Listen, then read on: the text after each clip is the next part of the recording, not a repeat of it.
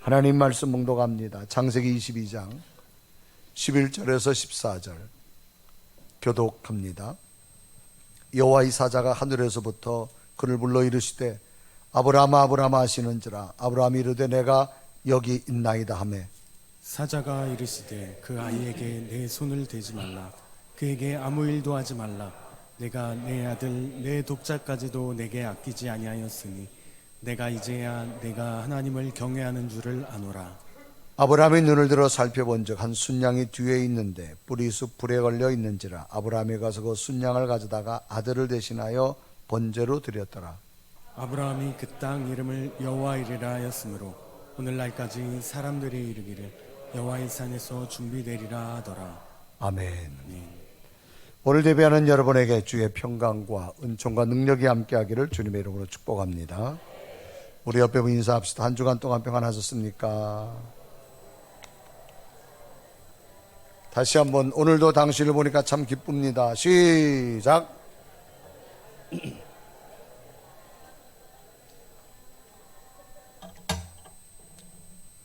할렐루야. 아멘. 따라합시다. 아멘이 커야 은혜가 온다. 아멘. 근데 박자를 맞춰서 아멘 해야 돼. 할렐루야. 이젠 맞았어요. 요즘 우리나라를 긴장하게 하는 것 중에 하나가 바로 아프리카 돼지열병입니다. 이 병에 걸리면 치사율이 거의 100%라고 하죠. 이 아프리카 돼지열병은 경기도 파주를 시작으로 연천, 김포, 인천, 강화군에서 발생하므로 전국 지자체는 방역 활동에 최선을 다하고 있는 현실입니다. 어제 보도에 보니까 경기도 북부 지역에 있는 이 돼지 키우는 농가에 있는 돼지를 이 병에 걸렸든지 안 걸렸든지 모두가 다 살처분한다라고 하는 이야기가 나와서 농부들이 그럼 어떻게 하느냐? 그럼 우리의 살 대책을 마련해 달라. 뭐 이런 항변의 소리도 있게 되어지는 것을 봅니다. 이처럼 강경한 정책을 쓰는 이유는 이만큼 이 돼지 열병이 중요하다라고 하는 거죠. 그래서 가축 농가에서는 이러한 질병에 걸리지 않도록 하루빨리 백신을 개발해 주기를 고대하고 있는 그런 실정입니다. 여러분, 백신이라는 말은 면역을 위해 쓰이는 항원을 뜻하지요. 이 백신은 감염증의 예방으로 사람이나 동물을 자동적으로 면역하기 위해서 쓰이는 항원으로 프랑스의 미생물학자 파스테르에 의해서 제청되어졌습니다. 우리 몸에 백신을 투여하면 그 백신이 우리 몸속에 있다가 어떤 외부의 바이러스가 들어오면 외부의 바이러스보다 더 강하게 내 몸에 백신을 만들어서 외부의 바이러스를 침투하는 것을 막아주는 그런 역할을 합니다. 그래서 우리는 이제 겨울철이 시작되기 전에 우리는 독감 백신을 맞게 되지요. 그러면 이 겨울철에 감기보다가 더 강한 백신이 나를 감기에 걸리지 않도록 보호해주는, 막아주는 그런 효과를 가지고 있습니다. 그래서 인간이나 동물은 질병으로부터 보호하는 가장 강력한 무기, 백신보다 더 좋은 게 뭐냐? 면역력이라고 하는 겁니다. 이 면역력은 우리 몸에 침투한 세균이나 바이러스에 저항하는 힘을 말하게 되어지는데, 즉 적을 막아내는 군대와 같다, 그렇게 생각하면 됩니다. 그렇기 때문에 면역력이 떨어지면 각종 질환에 쉽게 걸리고 병을 이겨낼 힘이 약해집니다. 몸의 면역력이 저하되면 자연 치유력이 작용하지 않아서 질병이 쉽게 낫지 않게 되어지지요. 그래서 많은 전문가들은 앞을 다투어서 자기 몸의 면역력을 키우라라고 강조합니다. 이 면역력이란 말은 외부에서 들어오는 병원균에 저항하는 힘, 그러니까 외부로부터 들어오는 병원균에 대해서 저항하는 힘을 면역력이라고 말합니다. 자신의 몸의 면역력으로 저항할 수 있는 힘이 강할 때 어떤 질병의 균에서도 막아낼 수 있는 힘이 생기는 겁니다. 그래서 특히 환절기에는 몸의 면역력을 길러주는 운동이나 또 음식 또는 건강보조식품으로 많이 섭취해서 자기 면역력을 길러주게 되어집니다. 그러므로 어떤 질병에서도 이겨낼 수 있는 면역력의 강함은 한 인간으로서 건강하게 살 수 있는 가장 큰 원동력이 되어지는 겁니다. 이런 면역력은 육체 면역력도 중요하지만 인간의 영적 면역력도 매우 중요한 것 중에 하나라고 하는 겁니다. 인간은 육체도 가지고 있지만 육체 속에 하나님을 인지할 수 있는 영적인 공간, 하나님의 영이 거주하게 됩니다. 사람을 공격하고 또 불안과 질병 또는 혼란을 일으키는 영적인 바이러스들이 있습니다. 그런데 영적 면역력이 없다면 이러한 바이러스 쉽게 정복당하고 맙니다. 그래서 육체가 병들듯이 사람도 영이 병들게 되어지면 쉽게 그 바이러스에서 영적으로 사람이 도태해버리고 만다라는 겁니다. 그러게 육체의 건강을 유지하는 데 있어서도 인체의 면역력이 매우 중요한 부분인 것처럼 인간의 영적인 면역력도 우리 인간의 삶 가운데 굉장히 중요한 부분 중에 하나입니다. 그러므로 인간의 이 영육간의 면역력은 인간이 살아가는 데 있어서 꼭 필수적인 요소라 그렇게 말할 수 있습니다. 그러기에 이 면역력의 향상을 위해서는 그냥 가만히 앉아있는 것이 아니라 영육간의 부단한 노력이 있어야 됩니다. 그러면 특히 영적인 면역력의 향상을 위해서는 무엇이 필요한가를 오늘 보면 아브라함의 믿음을 통해서 찾아보면서 아브라함이 영적 면역으로 승리한 것처럼 오늘도 영적 면역력으로 강건하셔서 어떤 영적 바이러스에도 무너지지 아니하고 건강한 영적 삶이 되기를 주님의 이름으로 축복합니다. 오늘 성경 본문은 이런 이야기입니다. 믿음의 사람 아브라함이 100세에 하나님의 선물인 아들 이삭을 얻게 됩니다. 100세에 얻은 자식의 기쁨은 너무나 큰 감격이요 감동이었습니다. 그래서 이삭을 잘 키우고 있는데 어느 날 하나님께서는 이삭이 잘 크고 있는 시기에 찾아옵니다. 그리고 이삭에게 아브라함이 말합니다. 아브라함아, 내 아들 이삭을 모리의 제단에 번제물로 드려라. 짐승처럼 잡아가지고 제단에 제물로 드려라. 이런 이야기입니다. 이 장면이 창세기 22장 2절에 있습니다. 여호와께서 이르시되 내 아들 내 사랑하는 독자 이삭을 데리고 모리아 땅으로 가서 내가 내게 일러준 한 산 거기서 그를 번제로 드리라. 그렇게 말합니다. 아브라함에게 주신 하나님 말씀은 너무나도 엄청나고도 충격의 말씀인 겁니다. 아브라함 가정의 큰 기쁨이 행복이었던 이삭을 하나님 말씀에 따라 모리아 제단에 가서 짐승처럼 잡아가지고 제물로 드려야 한다고 하는 것, 짐승을 죽여야 제물이 되듯 이삭도 죽여야만 제물이 될 수 있는 겁니다. 과연 이런 상황에 아브라함에게 찾아온 이 엄청난 현실의 문제 앞에 아브라함은 어떻게 해야 할 것인가 라고 하는 겁니다. 마치 거대한 신종 바이러스 같은 불행에 강한 바이러스가 아브라함 가정에 침투하여서 감염시키고 있는 상황입니다. 과연 아브라함의 모습은 어떻게 대처해 나가면서 영적인 건강을 지켰는가를 찾아보면서 오늘 예배드리는 모든 분들에게도 영적 바이러스 침투가 온다 할지라도 아브라함의 모습을 보면서 영적 건강함을 지키셔서 아브라함이 승리한 것처럼 여러분도 승리하기를 주님의 이름으로 축원합니다. 그러면 아브라함에게는 어떤 영적 면역력이 있었을까? 첫째는 영적 충만의 면역력이 있었다라고 하는 겁니다. 여러분, 충만이란 말은 한껏 차서 가득하다 그런 얘기입니다. 어떤 공간에 더 이상 채울 수 없을 만큼 가득 찬 것을 우리는 충만이라고 이렇게 말합니다. 영적이란 말은 인간은 하나님으로부터 지음받았기 때문에 육체도 있지만 이 육체 속에 하나님의 영이 거하게 됩니다. 그래서 하나님의 형상이 들어 있습니다. 그래서 하나님의 형상이 우리 속에 가득 채워진 것, 이것을 우리는 영적 충만이라 그렇게 말할 수 있습니다. 오늘 성경 본문은 하나님께서는 아브라함을 시험하려고 부르셨습니다. 그리고 그 시험 내용은 네가 가장 사랑하는 아들 독자 이삭을 모리아 제단에 짐승처럼 잡아가지고 제물로 드려라 라고 하는 겁니다. 그래서 창세기 22장 1절에 기록하죠. 그 일 후에 하나님이 아브라함을 시험하시려고 그를 부르시되 아브라함 하시니 그가 이르되 내가 여기 있나이다 라고 말합니다. 여기 보면 시험하시려고란 말이 있어요. 시험이란 말은 테스트한다는 말이죠. 검증한다 그런 이야기입니다. 하나님은 아브라함의 믿음의 성숙함을 지금 검증하고 계시는 겁니다. 테스트하고 계시는 겁니다. 마치 학생들이 한 학년이 마칠 때마다 새로운 학년을 올라가려면 그 학년에 맞는 시험을 쳐서 검증되어져서 새로운 학년을 올라가는 것과도 같다라고 말할 수 있습니다. 이처럼 시험은 검증의 과정인데 하나님께서는 하나님의 백성들을 신앙적으로 성숙되었는지 성숙되지 않았는지를 검증합니다. 그래서 하나님께서는 하나님의 백성들의 신앙의 연단을 위해서 때때로 하나님이 사용하는 것이 뭐냐? 신앙의 검증을 위해서 시험, 테스트한다 그 말입니다. 그래서 오늘 성경 보면 아브라함의 믿음도 하나님이 테스트하고 있는 겁니다. 그러면 언제 하나님이 시험 치느냐 그 말이죠. 하나님께서는 아브라함의 믿음을 시험을 치시는데, 테스트를 하는데 언제 했느냐? 전혀 아브라함이 예기치 못한 때에 시험을 칩니다. 간혹 학교에서 치는 기말고사는 미리 일정을 알려줍니다. 하나님이 치는 시험은 예기치 못한 때, 갑자기 우리에게 예상치 못한 때에 하나님이 시험 친다는 겁니다. 그것도 성경의 내용을 보면 그 일 후에라고 말하면서 아브라함이 시험 친 때를 기록합니다. 그래서 창세기 22장 1절 보면 그 일 후에 하나님이 아브라함을 시험하시려고 그를 부르시되 그렇습니다. 언제 아브라함이 시험 쳤느냐? 그 일 후에. 그러면 그 일이란 얘기는 어떤 이야기냐?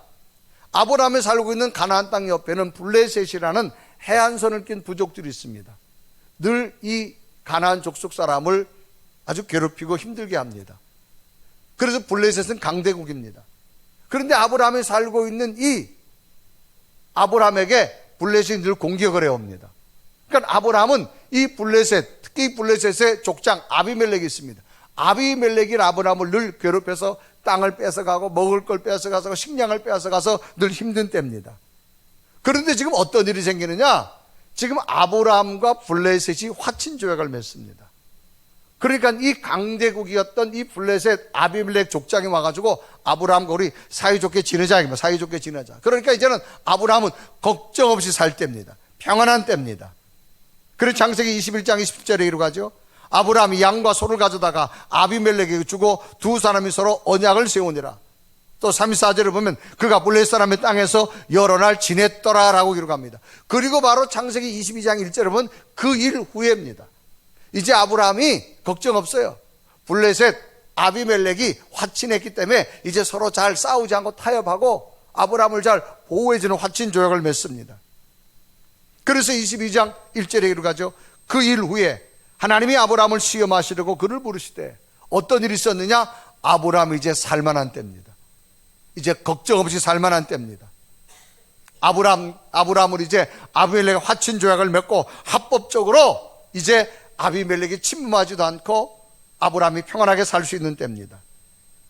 그 일 후란 모든 일이 잘 처리된 후 평화스러운 때, 이제는 이제 걱정 없이 두 다리 쭉 뻗고 살만한 때 하나님은 아브라함을 시험을 찾아왔다 그 말입니다. 하나님의 시험은 언제 찾아오느냐? 살만할 때, 가장 형통할 때, 걱정 근심이 없다고 여겨질 때 하나님은 우리에게 시험 치신다고 하는 겁니다. 때로 예고된 시험이 있으면 누구나 준비할 수 있습니다. 그러나 예기치 않은 시험 앞에서는 믿음이 흔들릴 수밖에 없습니다. 그런데 아브라함의 믿음은 가장 평화스러운 때, 예기치 못한 때에 시험이 자신에게 왔지만 이 아브라함은 하나님 주신 시험을 잘 치를 수 있는 믿음이 있었습니다. 왜? 그 속에 늘 하나님의 영이 충만했기 때문입니다. 영적 충만함으로 하나님의 시험이 왔을 때도 넘어지거나 무너지는 것이 아니라 영적 능력으로 능히 막아낼 수 있었고 자신을 세울 수 있는 영적 충만의 면역력이 아브라함에 있었기 때문이라는 겁니다. 마치 충분한 무기와 훈련으로 잘 준비된 군인이라면 어떤 적이 온다 할지라도 두려워하지 않을 겁니다. 어떤 적군이 온다 할지라도 능히 맞서서 적을 물리칠 수 있는 힘이 있기 때문입니다. 평상시에 자신의 몸을 잘 관리하고 운동으로 단련된 몸이라면 갑자기 몸이 휘청거리며 넘어질 일이 생겨도 넘어지지 않고 바르게 대처할 수 있습니다. 그러나 그렇지 않다면 쉽게 넘어지고 말 겁니다. 영적인 모습도 같다라고 하는 겁니다. 영적인 모습도 강한 면역력이 있어야 되는 것이 바로 하나님의 영이 충만한 면역력이 있을 때 하나님의 어떤 시험도 이기게 될 줄로 믿습니다. 두 번째는 뭐냐? 순종할 수 있는 면역력입니다. 하나님의 시험 내용은 아브라함에게 백세에 얻은 아들 이삭을 모리아 제단의 번제로 드리라는 겁니다. 하나님께서도 아브라함이 얼마나 이삭을 귀중히 여기는지 아셔서 이삭에 대해서는 아주 칭호를 다르겠습니다. 내 아들, 내 독자, 내 사랑하는, 이런 단어를 하나님께 직접 아브라함에 쓴 것을 보아도 아브라함이 얼마나 이삭을 사랑하고 아끼고 귀하게 여긴다는 사실을 하나님도 알고 계셨어요. 그래서 하나님께서는 아브라함을 통해 이삭을 부를 때 그 앞에다 이런 단어를 씁니다. 그래서 창세기 22장 2절에 이루가죠. 여호와께서 이르시되 내 아들 내 사랑하는 독자 이삭을 데리고 모리아 땅으로 가서 내가 내게 일러준 한산 거기서 그를 번제로 드려라 라고 말합니다. 아브라함은 하나님으로부터 후손을 주신 하나님의 약속을 받고 25년 동안 인내하며 기다렸습니다. 그러다 결국 얻은 아들이 이삭입니다. 얼마나 소중하겠습니다. 100살에 얻었어요. 자식이 많은 가정에서도 자식보다 귀한 것은 없을진데 100살에 얻은 외아들, 사랑하는 독자, 얼마나 소중할까요? 아마 아브라함은 자기 생명보다도 소중하다고 말할 겁니다. 아마도 하나님께서 이렇게 말할 수도 있고, 하나님 차라리 나를 제물 되겠습니다. 아들을 살리고 늙은 내가 제물 되겠습니다. 자기의 생명을 내놓는다고 말할 수도 있었을 겁니다. 이삭은 아브라함에 있어서 최상의 가장 소중한 것입니다. 그런데 하나님께서는 너의 가장 소중한 것을 나에게 드리라고 하는 것이 시험 과목입니다. 이런 것은 오늘 우리들의 믿음의 삶에서도 같은 거라고 볼 수 있습니다. 하나님께서는 오늘 우리들 성도들에게 최상의 것을 요구하고 계시다고 하는 겁니다. 그것은 하나님께서는 이 세상 그 무엇보다도 하나님 자신만을 최고로 사랑하기를 원하시기 때문입니다. 온 마음을 다하고 심지어 목숨까지 다하면서도 하나님만을 사랑하기를 원하시는 하나님.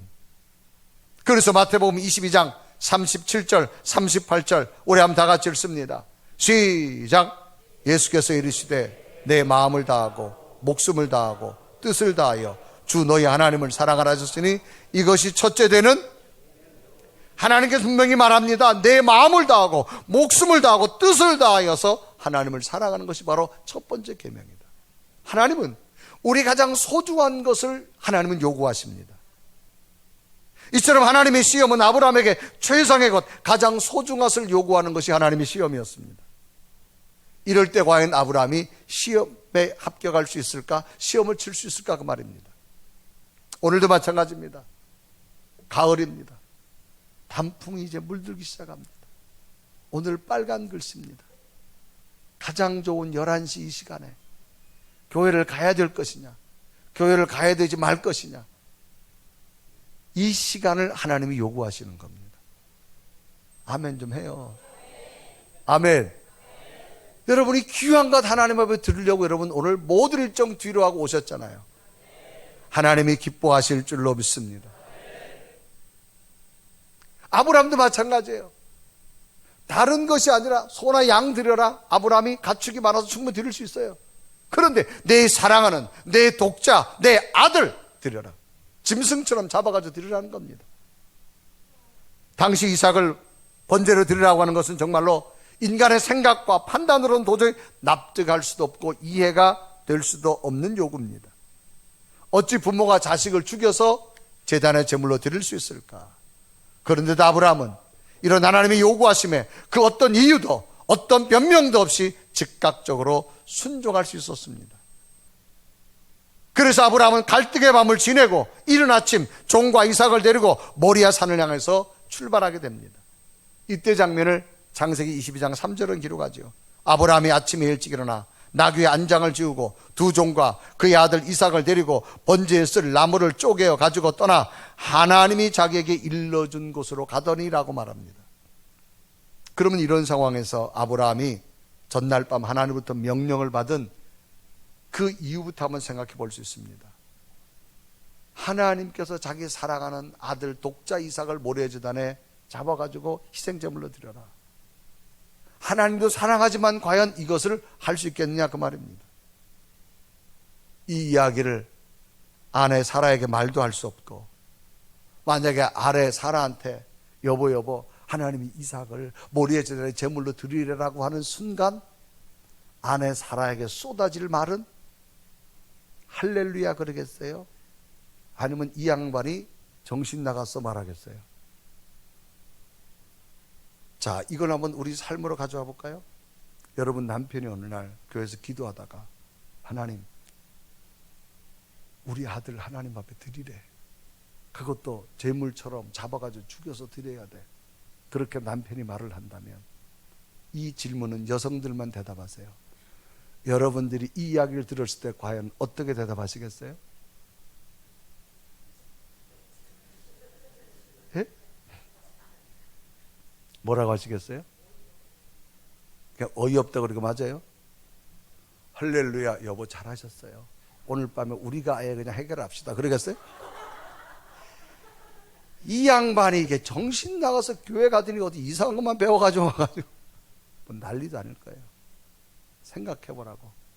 하나님은 생명을 주셨는데 당신 잘못 들은 거예요. 잘못 들은 거. 충분히 이럴 수도 있을 겁니다. 근데 성경에 보면 아브라함은 아내 사례하고 상의한 적이 없어요. 아침 일찍 떠납니다. 이런 상황에서 정말 이 아브라함이 얼마나 고통의 밤을 보냈겠습니까? 많은 생각, 정말 결정해야 되냐 말아야 되느냐, 이 상황에 정말 하나님 앞에 순종한다고 하는 것이 내가 맞는 것인지 아니면 불순종하는 것이 맞는 것인지 여러 가지 이유를 찾아봐도 순종할 수 없는 이유들이 더 많은 상황입니다. 그런데도 아브라함은 이삭의 출생과 지금까지 동해에 인도하신 하나님의 역사하심을 믿고 앞으로 어떤 일이 있다 할지라도 하나님은 인도할 줄 믿습니다. 그 믿음을 가지고, 전적 신뢰를 가지고 아브라함은 하나님 앞에 순종할 수 있는 믿음이 있었던 겁니다. 정말 아브라함의 이런 모습은 수천 년이 지난 지금도 너무나 큰 감동의 모습으로 우리에게 신앙의 도전이 되는 겁니다. 그러면 아브라함도 똑같은 인간으로서 어떻게 이런 순종을 가능할 수 있었을까? 그것은 아브라함 내면에 있는 영적 충만으로 가득 찼고, 그 영적 충만이 가득 차고 나니까 하나님을 전적으로 신뢰할 수 있게 되는 겁니다.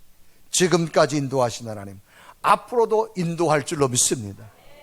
이런 문제를 내게 주신 것은 하나님의 뜻이 있는 줄 믿습니다.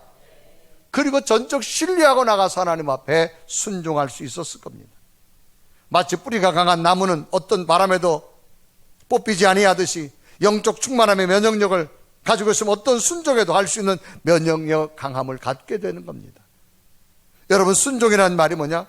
고분고분 잘 따르는 것을 순종이라고 말합니다. 우리 한번 다 같이 순종 뜻 시작. 자, 우리 말에는 감정이라는 게 있어요. 고분고분은 좀 감정도 고분고분해야 돼. 고분 잘 따르는 그건 고분고분한 게 아니야. 다시 순종의 뜻 시작. 근데 왜 소리가 또 줄어들어? 소리는 그대로 하고 톤만 좀 고분고분. 다시 시작. 여러분, 자식을 키워받아요. 고분고분한 자식에게는요, 부모가 늘 주고 싶지만 고분고분하지 않는 자식에게는 돌아가는 게 뭘까요? 때려서라도 그 자식을 바로 키워야 되겠죠. 하나님도 마찬가지. 여러분, 우리 속에 하나님이 있다면, 하나님의 영적 충만함이 있다면 하나님 앞에 고분고분할 수 있는 믿음 되기를 바랍니다. 책 가운데 채워주심이라고 하는 책이 있습니다. 이 책은 미국 인디언 선교에 관한 이야기입니다. 우리나라 베스트셀러가 되었던 책 중에 하나인데, 이 북미 지역에는 인디언들 가운데 아직도 600여 부족들이 살고 있습니다. 그 중에 가장 폐쇄적인 부족이 호피 부족이라고 하는 부족이 있는데, 이 호피 부족의, 이 호피 인디언들의 선교 역사는요, 320년 전 스페인이 무력을 앞세워서 땅을 빼앗고 그 다음으로 카톨릭 성당이 세워집니다. 그러나 1680년 호피인인 이 프로볼로의 봉기로 성당을 태우고 사제로 개종한 인디언들을 모두 죽이는 데 참변이 나타납니다. 이런 일 이후에 이 호피언의 피 속에는 백인들이 전하는 종교에 대한 거칠게 반감이 생깁니다. 이미 300여 년 전에 선교가 일어났지만 이 백인들이 전하는 예수님은 힘과 정복자의 모습이었습니다. 자기 땅을 빼앗고 모든 걸 빼앗아가는 정복자의 모습이었습니다. 이후에 미국 개척 당시 강제로 교회를 세우게 됐지만 곧 헐어버렸습니다. 결국 복음이 전해지지 않는 아주 척박한 땅입니다. 복음이 잘못 전해진 대표적인 사례 중에 하나입니다. 정복자의 모습으로 복음이 들어간 거예요. 완전 선교의 불모지 땅이 됩니다. 그런데 이 땅에 하나님의 교회가 세워졌습니다. 이 책의 저자 이상혁 선교사가 이곳에 들어가서 저들의 마음을 녹이고 하나님을 소개하고 이제 그렇게 닫혔던 호피인들 마음속에 복음의 역사가 시작되어졌다고 하는 겁니다. 이제는 완악했던 마음이 모두 무너지고 신실한 그리스도인들을 변해졌습니다. 처음엔 여러 가지 교회에서 복지사역과 음식 나누기로 접촉했는데 이제는 이 선교사에 전한 하나님 말씀을 듣고 저들의 심령이 변하기 시작하더라는 겁니다. 아리조나의 황폐한 이 호피 땅에서 복음을 전한 이상혁 선교사의 선교 이야기가 채워주심이라는 책입니다. 이상혁 선교사는 한국에서 부목사로 사역하다가 어느 날 인디언 선교로 가란 하나님의 음성을 듣고 순종하여서 2003년에 떠납니다. 하나님 말씀의 모든 것을 버리고 순종하여 떠났는데 하나님께서는 놀라운 은혜로 자기를 채워주시더라는 겁니다. 토착 종교를 강하게 신봉하고 있는 이 기독교에 대한 반감이 뿌리 깊은 인디언들 속에 복음을 심기란 그 장벽이 너무나 높았습니다. 이 선교사는 처음에는 인디언들을 무시하고 어리석다고 생각했습니다. 그러나 자신의 힘으로 사역하는 것을 내려놓고 십자가 앞에 무릎 꿇고 자신이 회개한 후에 오직 하나님의 방법으로만 구했는데 하나님께서는 완악한 인디언들의 마음을 열어주셔서 채워주시더라는 겁니다. 그래서 이 선교사의 고백은 이렇게 말합니다. 주님 안에 있었더니 내 인생에 마이너스는 없더라. 따라합시다. 주님 안에 있었더니 내 인생에 마이너스는 없더라. 내가 정말 주님 앞에 온전히 의지하고 있었더니 내 인생에 마이너스는 없더라는 거예요. 그래서 선교사의 고백은 내가 하나님을 10% 의지했을 때 하나님은 10%만 책임져 주셨고 내가 50%를 의지했을 때 하나님은 50%만 책임져 주셨고 내가 100%를 의지했을 때 하나님은 100을 넘어서 300%, 600%, 10,000배 이상으로 채워주시더라는 겁니다. 하나님을 의지하고 하나님께 100% 순종하고 나니 그때부터 놀라운 일들이 일어나서 그 완악한 그 인디언들, 지금도 자기를 철저하게 지키는 인디언들 마음이 열려지기 시작했다는 겁니다. 오늘 성경도 하나님은 100%의 순종으로 원합니다. 네 아들 이삭을 드려라. 어떻게 여러분 부모가 자식을 죽여서 드릴 수 있습니까? 그런데 하나님께서는 아브라함이 끝까지 순종하는 그의 믿음을 보았습니다. 그런데 하나님께서는 이삭을 정말 죽이지 않습니다. 이삭 마지막 믿음만 보시고 나서 하나님이 아브라함의 칼을 멈추지요. 아브라함아 아브라함아 내 아들 이삭에 손대지 말라. 정말로 이제 네가 나를 사랑한 줄 내가 너의 믿음을 보았다. 내 뒤를 보아라. 뒤를 보니 하나님께서 순양을 준비해 놓으셨습니다. 그래서 그 땅을 여호와 이래 하나님께서 준비하라. 이제부터 너의 미래를 내가 친히 준비하리란 증표를 보여주시게 됩니다. 그래서 창세기 22장 13절과 14절에 나옵니다. 아브라함의 눈을 들어 살펴본 적 한 순양이 뒤에 있는데 뿔이 숯불에 걸려 있는지라 아브라함이 가서 그 순양을 가져다가 아들을 대신하여 번제로 드렸더라. 14절에 보면 아브라함이 그 땅 이름을 여호와 이레라 했으므로 오늘날까지 사람들이 이르기를 여호와의 산에서 준비되리라 하시더라. 전적 신뢰하고 하나님 앞에 끝까지 믿음으로 순종했더니 내가 준비한 것이 아니라 하나님의 준비함이 있는 줄로 믿습니다. 마지막 세 번째는 확신의 면역력이 아브라함이 있었습니다. 여러분, 확신이라는 말은 굳게 믿는다 그럽니다. 굳게 믿는 마음을 확신이라고 말합니다. 아브라함은 그 누구도 알 수 없었던 하나님의 요구하심에 아들 이삭까지 드릴 수 있었던 원동력은 영적 충만함으로 채워진 분명한 확신이라는 강한 면역력이 그에게 있었기 때문에 할 수 있었습니다. 이제 하나님의 말씀을 따라서 이삭을 모래제단으로 드리러 가는 장면이 소개되는데 그 두 가지가 특징적인 사건이, 첫째는 이제 3일길을 왔습니다. 이제 모리아 제단이 있습니다. 제단에 제물을 드리려면 양이 있어야 됩니다. 나무가 있고 불이 있어야 됩니다. 지금까지는 종들이 나무를 지고 왔습니다. 그래서 두 종과 아들 불을 가지고 나귀에 지워가지고 왔습니다. 이제 모리의 제단에 다 왔습니다. 그런데 갑자기 아브라함이 종들에게 말합니다. 너희들은 여기 있어라. 내가 이 아이와 함께 올라가서 이 아이를 죽여서 제단에 제물을 드리고 이 아이와 함께 돌아온다고 말을 합니다. 어떻게 이런 말을 할 수 있을까요? 아브라함은 분명히 확신이 있었기 때문입니다. 이 아이를 죽인다 할지라도 살려주시는 하나님을 믿었어요. 그래서 이 아이와 함께 돌아오겠다는 거예요. 그래서 또 하나 놀라운 사실은 종들 보고 여기 있으라는 거예요. 그럼 이제부터 마지막 제단까지는 나무를 누가 지고 올라가야 되느냐? 아브라함의 나이 들어 힘드니까 젊은 아들 이삭이 지고 가야 돼요. 이제 이삭은 제단 올라가면 제물 되고 죽어야 돼요. 그 불쌍한 아들에게 나무를 지키고 또 올라간다? 부모로서 못할 짓이지요. 그러면 종들 보고 지금까지 종이 지고 왔으니까 종을 보고 지고 올라가라는데 종은 있으라는 거예요. 왜 있으라 그랬느냐? 이런 거예요. 만약에 아브라함이 종들을 데려가서 이삭을 칼로 치려고 하면 아마 이삭이 종들 보고 자기들 살려달라 그랬을 거예요. 그걸 보고 있던 옆에 종들이 아브라함을 말렸을 거예요. 아브라함은 그걸 잘 알았기 때문에 종들을 미리 두고 이 아이와 함께 내가 하나님 앞에 제단에 제물을 드리고 이 아이와 함께 돌아오리라. 이 말은 뭐예요? 하나님은 이 아들을 받으시지만 살려주실 줄도 믿습니다. 분명한 확신이 있었다는 겁니다. 그래 창세기 22장 5절에 말합니다. 이 아브라함이 종들에게 이르되 너희는 나귀와 함께 여기서 기다리라. 내가 아이와 함께 저기 가서 예배하고 우리가 너희에게로 돌아오리라. 혼자 오겠다는 게 우리가 아이와 함께 감춰오겠다는 겁니다. 또 하나 있습니다. 이제 이삭이 그러니까 나무를 지고 올라가야 돼요. 올라가다가 아들이 이상한 거예요. 아버지, 여기 나무도 있고 불도 있는데 재물은 어디 있어요? 그때 아브라함이 말합니다. 아들아, 올라가면 하나님이 준비해 놓았다.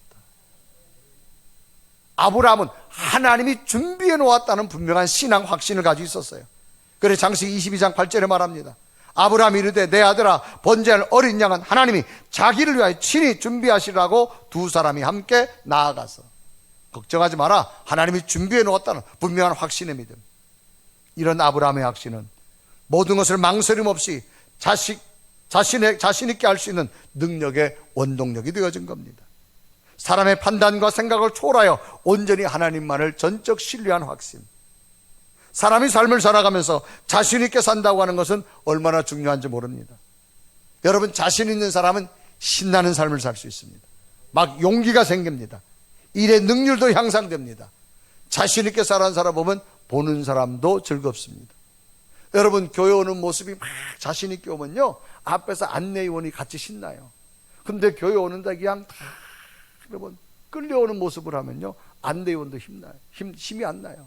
하나님도 마찬가지. 여러분, 자신 있게 신앙생활하는 여러분 되기를 바랍니다. 내일 무슨 일이 있다 할지라도 오늘 하나님은 나와 함께 할 줄 믿습니다. 내일 무슨 일 속에서도 하나님이 나를 책임져 주실 줄로 믿습니다. 이게 자신감이야, 자신감. 아브라함 분명히 말합니다. 이 아이를 죽인다 할지라도 하나님이 살려주실 줄 믿고, 이 아이를 데리고 올라가도 하나님은 순양을 준비해 주신 줄로 믿습니다. 그러니까 이 확신은 어떠한 환경에서도 영적으로 흔들리는 것이 아니라 자기 자신을 영적으로 지킬 수 있는 건강한 영적 승리자가 되어졌다고 하는 사실입니다. 오늘 우리에게도 무엇이 필요할까요? 이런 영적 면역력이 필요합니다. 하나님의 영이 충만하시길 바랍니다. 전적 신뢰로 어떤 것까지도 순종하게 하시고 분명한 확신, 하나님이 이런 일이 내게 왔다 할지라도 앞으로 더 놀라운 일들이 일어날 줄 믿습니다. 무너지지 않는 이 영적 면역력이 여러분에게 꼭 있기를 바랍니다. 며칠 전에 지난 2일 미국에서 있었던 일입니다. 텍사스주의 달라스 카운티 연방지방법원에서는 온 미국 언론이 집중되는 재판 판결 하나가 열립니다. 그 판결 내용은 뭐냐, 이런 겁니다. 카리브해 섬나라 세인트 루시아 출신의 흑인 26살입니다. 이 사람은 컨설팅 회사에 다니며 총망받던 회계사입니다. 회계사가 백인 경찰이 쏜 총에서 집에서 죽는 일이 생깁니다. 이 판결이 나올 예정입니다. 그런데 이 흑인 회계사 26살 이 사람은 억울한 죽음을 당한 거예요. 어떤 죽음을 당했느냐? 지난해 9월입니다. 이제 야간 근무를 마친 백인 경찰 31살 앰버 가이거라고 하는 여인입니다. 이 사람이 이제 야간 근무를 마치고 집을 이제 들어가는 거예요. 들어가는데 갑자기 자기 집을 도착했는데 문을 열었는데 자기 집에 웬 남자가 아이스크림을 먹으면서 TV를 보고 있는 거예요. 순간 자기 집에 침입자가 왔다 싶어 총을 꺼내 그냥 쏴버렸어요. 그래서 죽었습니다. 흑인이. 그런데 이 흑인이 살던 집은 3층이고 이 경찰관이 집은 4층입니다. 그런데 31살 먹은 이 여자 경찰관이 남자친구하고 문자를 주고받고 오다가 4층에서 내린다는 게 3층에 내렸어요. 그래서 얼떨결에 집을 들어갔는데 웬 자기 집에 웬 남자가 아이스크림 먹고 TV를 보고 있으니까 주거 침입이라고 그냥 쏴버린 겁니다. 어쨌거나 사람을 죽인 살인자입니다. 법정에서 선처를 많이 요구합니다. 그런데 이 흑인이 문자 메시지를 내용을 보면은 인종차별이 많았어요. 나는 백인이고 흑인에 대한 경멸들이 많이 있었어요. 과연 이 판결을 미국 법원에서 어떻게 판결하느냐 그런 이야기입니다. 검찰은 징역 28년을 구형합니다. 시민단으로 구성된 배심원들은 99년 거의 무기징역에 가까운 것을 선포합니다. 이제 마지막 재판부의 마지막 판결입니다. 놀랍게도 재판부에서는 10년형을 때립니다. 그 재판에 참석했던 언론과 사람들이 정의와 평화는 죽었다 막 외치기 시작합니다. 그런데 증인석에 앉아있던 이 보탐 26살에 죽었던 동생 브렌트 진이라고 하는 18살입니다. 이 브렌트는 눈물 머금은 눈으로 자기를 죽인 경찰관, 지금 이제 10년형을 받은 이 여자 경찰관을 바라보면서 이런 말을 합니다. 저는 당신을 한 명의 흑인으로서 사랑합니다. 당신이 죽고 썩어 사라지길 원한다고 말하고 싶지 않습니다. 그리고 또 말합니다. 저는 당신이 감옥에 가는 일도 바라지 않습니다. 저는 당신에게 가장 좋은 것만 빌어주고 싶습니다. 이것은 제 형이 지금까지 살아온 삶의 모습이기 때문에 제 죽은 형의 바람일 겁니다. 그리고 이 동생 프렌트는 떨리는 목소리로 판사를 향해서 재판장님, 이게 가능한 일인지 모르겠지만 제 청을 하나 좀 들어줬으면 좋겠습니다. 얘기해봐라. 내 형을 죽인 원수지만 내가 한번 가서 저 여인을 안아봐도 되겠느냐. 재판이 갑자기 긴장해집니다. 가서 안아보라고 말합니다. 그래서 동생은 자기 형을 죽인 그 여자 경찰관을 안으면서 이런 말을 합니다. 눈물 흘리면서 이제 당신의 남은 삶은 그리스도를 위해 살았으면 좋겠습니다. 그 여인을 끌어안고 이제 당신의 남은 삶은 그리스도를 위해 살았으면 좋겠습니다. 그 광경을 바라보던 재판장은 눈물바다가 되어지고 온 미국이 이런 사랑과 치유, 놀라운 기적이라고 보도하게 되어집니다. 어떻게 이게 가능할까요? 그 속에는 영적으로 충만한 면역력이 있었기에 그 절망 앞에서도 자기 형을 죽인 그 살인자를 부려안고 이제 당신의 남은 삶이 그리스도의 삶이 되기를 좋겠습니다. 이 고백한 것. 저는 이런 모습을 보면서 오늘 우리 대한민국에 좀 이런 일이 났으면 좋겠다. 그런 생각이 들었어요. 너무나 양분되어진 오늘의 현실. 우리 그리스도인들이 먼저 내 속에 하나님의 영으로 충만해서 다시금 저들을 포용하고 부둥켜 안는 그런 모습 속에 일어나야 되겠다. 왜? 이념과 논리는 사람을 배척하지만 그리스도의 사랑은 저들을 보듬기 때문입니다. 사랑 여러분, 오늘 우리 속에 무엇이 필요할까요? 영적 충만함이 다시금 우리 속에 있으셔서 여러분 어떤 상황에서도 전적 신뢰의 순종의 모습을 깨닫고 여기까지 인도하신 하나님, 앞으로도 하나님이 인도할 줄 믿습니다. 이 믿음의 확신으로 날마다 영적 건장함으로 승리하는 여러분 되기를 주님의 이름으로 축원합니다. 우리 한번 고백하며 찬양할까요? 그러므로 날마다 우리가 주님 곁에 있을 때 우리는 늘 든든하며 하나님 우리와 함께 할 줄 믿습니다. 우리 고백하며 찬양합니다. 주의 곁에 있을 때 마음이 든든하오니 주여 내가 살 동안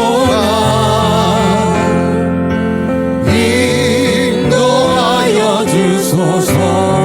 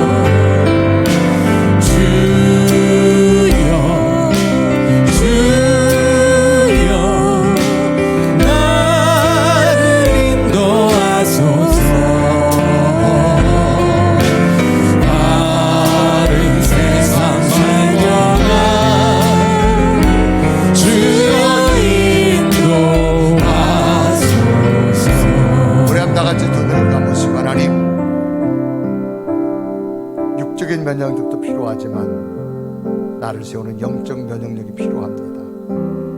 날마다 하나님의 영이 충만하기를 원하며 전적 신뢰로 어떤 것도 하나님 앞에 순종할 수 있는 믿음이 되기를 원하며 여기까지 인도하신 하나님, 내일 어떤 일도 하나님의 좋은 길로 인도할 줄 믿습니다. 그 믿음의 확신이 우리에게 있기를 원합니다. 선교사님 고백처럼 하나님 안에서 내 인생에 마이너스는 없었다는 고백이 우리 속에 나타나기를 원하며, 하나님 어찌 내 앞에 있는 원수를 끌어안고 그리스도의 살아주기를 권면할까요? 그 속에 하나님의 영이 충만했기 때문입니다. 하나님, 우리에게도 어떤 환난과 시험, 우리의 믿음을 테스트하는 것 수없소지만 하나님 그 시험에 넘어지지 아니하고 날마다 영적 건장을 통해서 승리하는 내 믿음이 되어져서 하나님이 세워주는 가정, 귀한 재단, 특히 대한민국을 세워주는 은혜가 있게 하옵소서. 우리 간절히 고백하며 하나님 앞에 기도드립니다. 살아계신 하나님, 오늘도 주와 함께 하나님 앞에 기도합니다. 주님 나를 도와주시고 나를 세워주시고 하나님의 나를 인도하소서. 진정으로 신뢰, 하나님 전적으로 신뢰하게 하시고 하나님 앞에 온전히 달려갈 수 있는 하나님의 충만하여서 주여 건강히 날마다 영적 성에서 넘어지는 자가 되고 하게 하시고 하나님 우리 앞에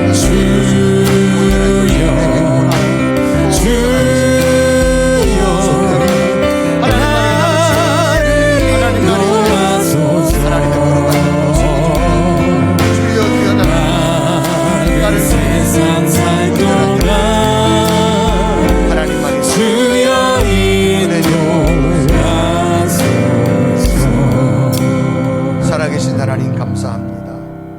여기까지 동행하신 하나님, 우리의 믿음이 날마다 넘어지지 아니하고 시험에 이길 수 있어서 여기까지 올 수 있도록 도우신 하나님 감사합니다. 앞으로 어떤 믿음의 검증이 온다 할지라도 성령 충만하고 하나님의 영으로 충만하고 전적 신뢰로 순종하며 하나님의 미래도 책임지는 확신을 가지고 달려가서 하나님 앞에 인정받는, 상급받는 복된 성도들 믿음 되게 하여 주옵소서. 예수 그리스도의 이름을 간절히 기도드리옵나이다.